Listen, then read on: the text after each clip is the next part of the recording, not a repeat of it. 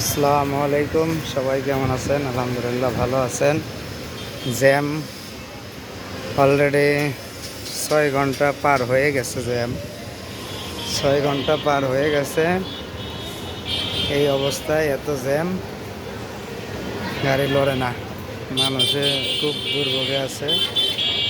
সেই জ্যাম, প্রচুর জ্যাম।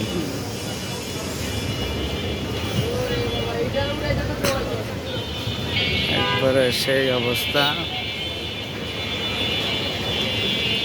গাড়িগুলা সবাই বসে আছে। ভয়াবহ জ্যাম। সম্ভবত চন্দ্রা চন্দ্রা সরাই গেছে। চন্দ্রা চন্দ্রা সরাই। ওই জ্যাম কোথায় লাগছে কেউ তো জানে না।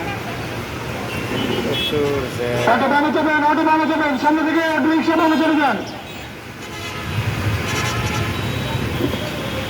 প্রচুর জ্যাম, ভয়াবহ জ্যাম। অবস্থা খুবই খারাপ, কোথাও যেতে পারতেছি না।